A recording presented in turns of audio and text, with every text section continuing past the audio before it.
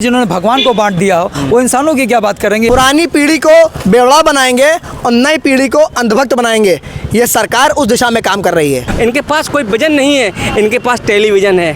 दोस्तों, भारत एक सोच देख रहे हैं आप। इस वक्त हम लोग समाजवादी पार्टी कार्यालय के बाहर मौजूद हैं। समाजवादी पार्टी कार्यालय के बाहर सैकड़ों ऐसी पोस्टर्स लगे हुए हैं जिसमें दीपावली, भैया दूज और छठ पूजा की शुभकामनाएं दी जा रही हैं। उसके साथ साथ तमाम ऐसे पोस्टर लगे हुए हैं जिसमें पीडीए के संग जुड़ेंगे और आगे बढ़ेंगे नारे दिए जा रहे हैं। देखिए, एक पोस्टर आपको सामने दिख रहा होगा जो पहले लगा था, 27 के सत्ताधीश लगा सबसे पहले, उसके बाद 24 के जननायक, 27 के महानायक, उसके बाद एक पोस्टर नया लगा है जिसपे इस टाइम चर्चा हो रही है, जिसपे लिखा हुआ है मठाधीश बांटेंगे और काटेंगे, पीडीए जुड़ेगी और जीतेगी। अमित चौबे जो हैं महाराजगंज से, उन्होंने ये पोस्टर लगाया। और वहीं दूसरी ओर हमारे साथ बात करने के लिए दीपक रंजन जो समाजवादी पार्टी के प्रवक्ता हैं वो मौजूद हैं। उनसे बात करेंगे। दीपक जी, पोस्टर वॉर शुरू हो गया उपचुनाव से पहले, क्या कुछ कैसे देखते हैं इसको? देखिए, मैं समझता हूँ कि पॉलिटिकल हिस्ट्री का और इतिहास में सबसे गंदा बयान है या सबसे खराब बयान है वो मुख्यमंत्री जी ने दिया।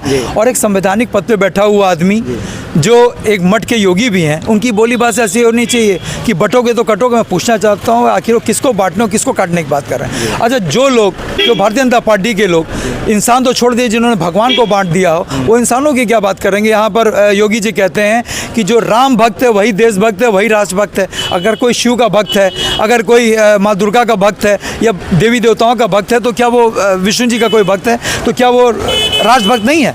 क्या वो देशभक्त नहीं है? और वहाँ पे मोहन यादव जी कहते हैं, मध्य प्रदेश के मुख्यमंत्री जी कहते हैं जो किशन जी का भक्त है वही असली भारतीय है। तो किस तरीके की मानसिकता है इन लोगों की? जब प्रधानमंत्री जी जगन्नाथ जाते हैं वो जगन्नाथ जी का जयकारा लगाने का काम करते हैं। तो इस तरीके के लोग हैं ये लोग कि लोग बांट करके, लेकिन हमारा हिंदुस्तान अनेकता में एकता का प्रतीक है। और किसी ने हिम्मत जुटाई किसी को बांटने और काटने की तो इनकी चूड़े हिला देगी उत्तर प्रदेश की, हिंदुस्तान की जनता। दीपक जी, मुख्यमंत्री योगी आदित्यनाथ के ज़बान से निकला ये बयान जिसका समर्थन अमित शाह ने करा, जिसका समर्थन आरएसएस ने करा, और अब ये पूरे देश में नारा बट रहा है कि बटेंगे तो कटेंगे, एक रहेंगे तो नेक रहेंगे। पूरा जो भारतीय जनता पार्टी और आरएसएस है वो जन जन तक पहुंचा रही है। वहीं दूसरी ओर समाजवादी पार्टी भी बड़े बड़े पोस्टर लगा रही है, ना बटेंगे ना कटेंगे, पीडीए के संग रहेंगे। देखिए, इनकी बोली भाषा मानसिकता सबकी एक समान है। ये लोग सब एक थाली के चट्टे बट्टे हैं। ये लोग क्या कहते हैं क्या नहीं कहते हैं ये लोग वही जान सकते हैं। लेकिन रहा सवाल, देखिए, हम तो जोड़ने की बात करते हैं। हम तो कहते हैं कि अगर हिंदुस्तानी जुड़ेंगे और हमारा वोटर का जुड़ेगा तो जाहिर सी बात है हम जीतेंगे। लेकिन मैं इनसे पूछना चाहता हूँ आखिर ये किसको बांटने और किसको काटने की बात कर रहे हैं? अभी तक ये इसको जस्टिफाई नहीं कर पाए कि आखिर ये किसके बांटने और किसको काटने। एक तरफ तो कहते हैं सबका साथ सबका विकास, फिर ये किसको बांटेंगे किसको काटेंगे? हमारा हिंदुस्तानी एक है। इस तरीके की बोली भाषा इनकी अगर ऐसी होगी तो जाहिर सी बात है कि इस तरीके से लोगों को लड़ाएंगे। अभी उसी का परिणाम रहा कि आपने देखा होगा किस तरीके से अमन गौतम की पुलिस कस्टडी में डेथ हो गई, किस तरीके से मोहित पांडे की पुलिस कस्टडी में डेथ हो गई। अभी आपने बहराइच का दंगा देखा होगा, वो पूरी तरीके से भारतीय जनता पार्टी सरकार के द्वारा प्रायोजित दंगा था। जब किसी को कोई किसी के धार्मिक झंडे को अगर कोई नोच रहा है, तोड़ रहा है या उसको नीचे गिरा रहा है, और एक प्रोसेसन चल रहा था जहाँ पे इतनी पुलिस थी, इतने लोग थे, क्या किसी ने उसको रोकने का काम किया?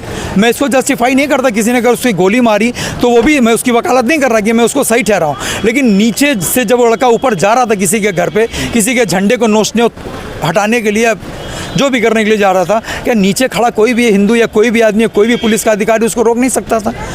तो ये इस तरीके से बांट करके, इस तरीके से बयानबाजी करके और अपने लोगों को उत्साहित कर रहे हैं और इस तरीके के जो है कामों में कह रहे हैं कि भाई इस तरीके से तुम लगो और उत्तर प्रदेश का और देश का माहौल बिगाड़ो। एक बड़ा सवाल है, आप लोग यहाँ इंडिया गठबंधन की दुहाई दे रहे हैं, वहीं महाराष्ट्र में समाजवादी पार्टी ने 9 सीटों पे उम्मीदवार घोषित कर दिए। आज अंतिम तिथि है नामांकन वापस लेने की। कांग्रेस दबाव बना रही है कि 7 सीटों पे नाम वापस लीजिए।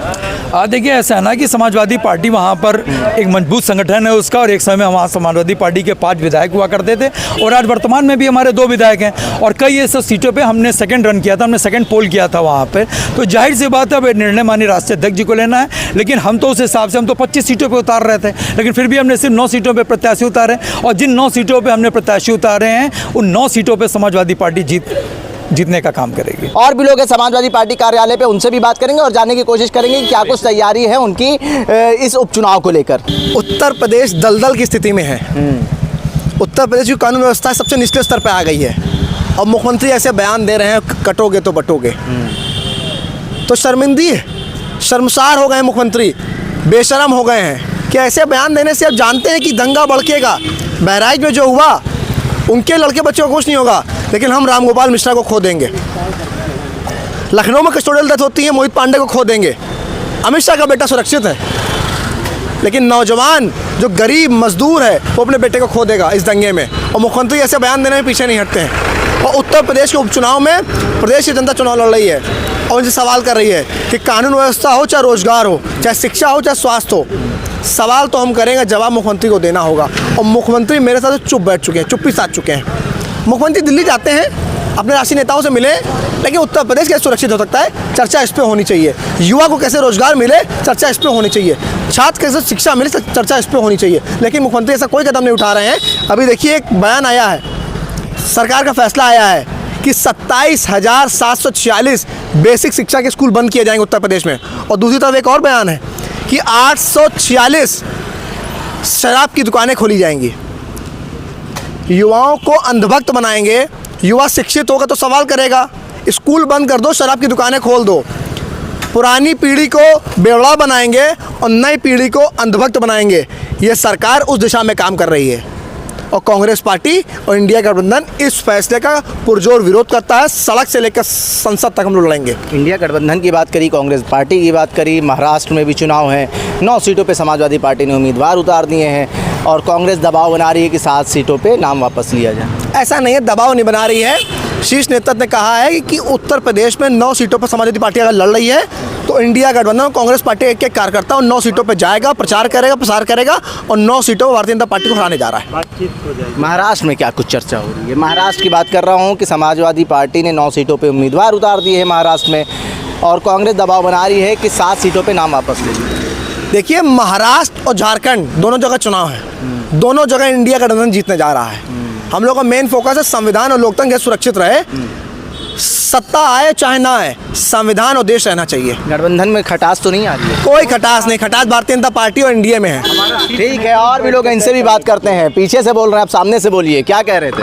ये कह रहे हैं उस शीर्ष नेतृत्व दोनों पार्टियों का मिलकर इंडिया गठबंधन का तय कर लेगा। इंडिया गठबंधन मजबूती के साथ खड़ा हुआ है और इस उपचुनाव में भारतीय जनता पार्टी को जो है पूर्ण रूप से सफाया करने उत्तर प्रदेश का जो 9 सीटों पे होने जा रहा है, क्योंकि बेरोजगारी वही है एज इट इज़ जो मुद्दे पहले थे। 2024 के लोकसभा चुनाव में जिस तरीके से संविधान और आरक्षण के साथ भारतीय जनता पार्टी जब से आई खिलवाड़ कर रही है, उसी मुद्दों को लेकर आगे बढ़ रही है।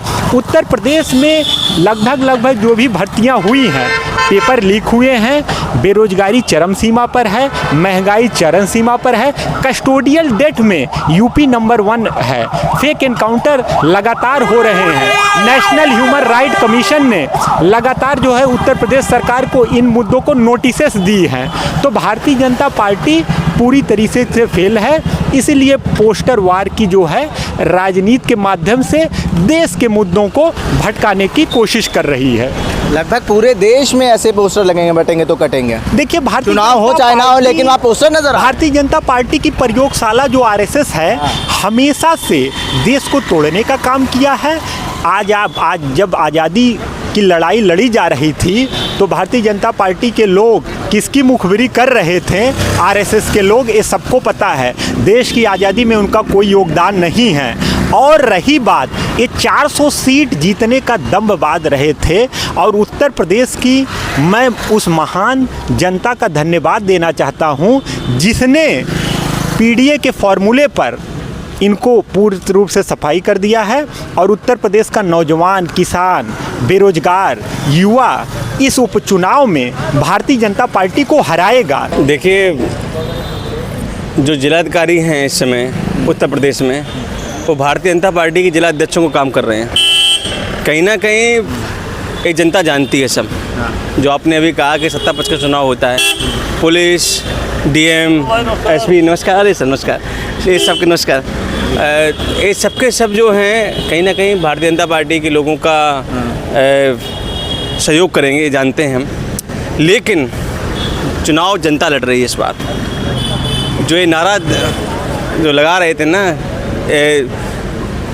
कटने और जुड़ने का, देखिए ये लोग जो हैं एक काटने की राजनीति आज से नहीं शुरू से करते आए हैं। कभी ये हिंदू मुसलमान के नाम से दंगा करवा देते हैं, कभी ये जातियों से बढ़वा देते हैं, कभी ये कहते हैं तुम्हारा लाभ ये ले रहे हैं, तुम्हारा लाभ वो ले रहे हैं, तुम्हारा लाभ ये ले रहे हैं, वो ले रहे हैं। जबकि वास्तविकता ये है कि इस समय पर्टिकुलर इस समय जो दलित पिछड़ों की हालत है वो किसी छुपी नहीं है। 69 भर्तियों में पूरा छड़ खा गए। लड़कों ने कोर्ट में गए, कोर्ट से आदेश आया, फिर देखो घूम रहे हैं वो। पुलिस भर्ती की आंसर शीट निकले, उसका देख लीजिए क्या हाल हुआ। और अभी BC नियुक्त हुए, उसमें देख लीजिए क्या हुआ कि कौन किन लोगों को मिला है। तो कहीं ना कहीं काटने का काम जो कर रही है भारतीय जनता पार्टी कर रही है। 27,000 प्राइमरी स्कूल को मर्ज कर दिया। 27,000 प्राइमरी, समझ लीजिए एक प्राइमरी में 4 अध्यापक होते हैं। 27,000 मल्टीप्लाई करिए 4 अध्यापकों से, इतने पद हमारे जो हैं मर्ज कर दिए गए इन बच्चों के। ये किसका अहित हुआ है? बेरोजगारों का, जो BEd BTC किए बैठे हैं उनका तो हुआ है। उसके बाद एक नया प्रस्ताव आया कि कई मदरसालय और खुलेंगे। तो कहीं ना कहीं एक तरफ तो आप स्कूल बंद कर रहे हैं और प्रमोट किसको कर रहे हैं? मदरालय को। ये लोग जानते हैं कि पिलाएंगे, 5 किलो राशन खिलाएंगे और जनता को गुमराह करके और तोड़ेंगे, कभी हिंदू के नाम पर, कभी मुसलमान के नाम पर, कभी जाति के नाम पर, कभी धर्म के नाम पर। इनके पास कोई विजन नहीं है, इनके पास टेलीविज़न है। वो तो बधाई हो आप जैसे पत्रकारों को, यूट्यूब चैनल पर छोटे चैनल चल रहे हैं, आप लोग बधाई के पात्र हैं। और अपने आप व्यू देखना, आपके व्यू जो हैं नेशनल मीडिया ज़्यादा आते होंगे। कारण क्या है? क्योंकि जनता आप पर सच्चाई कर रही है।